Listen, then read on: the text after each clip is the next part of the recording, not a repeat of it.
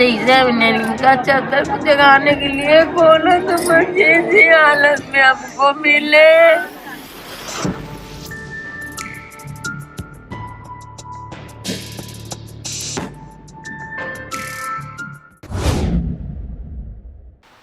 नमस्कार, आप देख रहे हैं द लीडर हिंदी और मैं हूं आपके साथ स्पर्श गुप्ता।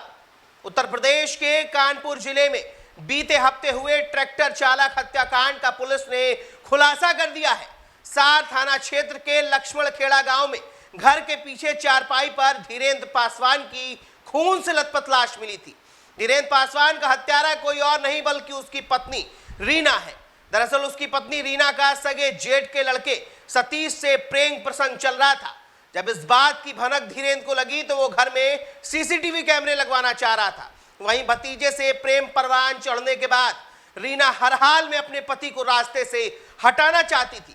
सीसीटीवी कैमरे लगने की बात जानकर पत्नी रीना ने अपने ही पति की हत्या की साजिश रच डाली। 10 मई की रात पत्नी रीना ने सब्जी में नींद की गोलियां मिलाकर पति धीरेन्द्र को खिला दी। फिर गर्मी होने की बात कहकर चारपाई घर के पीछे खुले मैदान में डाली और पति से बातें करती रही। इस बीच सास चंद्रावती और मासूम बेटे को वो कमरे के अंदर कूलर में सुलाई। वहीं जब धीरेन्द्र गहरी नींद में सो गया तब उसने अपने प्रेमी सतीश को फोन करके घर बुलाया और बाथरूम के ऊपर रखे लकड़ी के गुटके को उतारा और गहरी नींद में सो रहे धीरेन्द्र के सर पर ताबड़तोड़ प्रहार करके उसे मौत के घाट उतार दिया। इसके बाद लकड़ी के गुटके को धोने के लिए बाथरूम में ले जाने से पूरे आंगन और कमरे में खून फैल गया था। ऐसे में रीना और उसके प्रेमी सतीश ने साथ मिलकर आंगन और कमरे की धुलाई की। फिर कपड़े धोने के बाद दोनों रात में बाथरूम में साथ नहाए। इसके बाद सतीश घर के बाहर बने बगीचे में जाकर सो गया, जबकि पत्नी रीना घर के अंदर जाकर सो गई। सुबह जब रीना बाहर निकली तो पति के शव के पास जाकर जोर जोर से रोने का नाटक करने लगी, जिससे उसके ऊपर कोई शक ना करे। वहीं पुलिस जब मौके पर पहुंची तो गीली सलवार, लकड़ी का गुटका और धुला आंगन देखकर पुलिस को तभी शक हो गया था कि हत्यारा घर के अंदर का ही कोई शख्स है।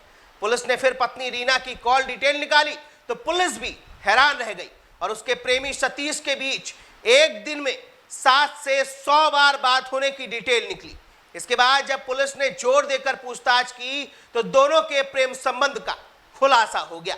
फिलहाल पुलिस ने दोनों हत्यारोपियों को जेल भेज दिया है, लेकिन पति धीरेन्द्र की हत्या के बाद एक सवाल और उठ रहा है कि जिस तरह से बीते दिनों पतियों की हत्या के मामले सामने आ रहे हैं, क्या ये इसी तरह बरकरार रहेंगे या फिर ये थमने का नाम भी लेंगे? अब इस पतियों की हत्या की खबर पर आप क्या कुछ कहेंगे? हमें कमेंट बॉक्स में कमेंट करके जरूर बताएं। धन्यवाद।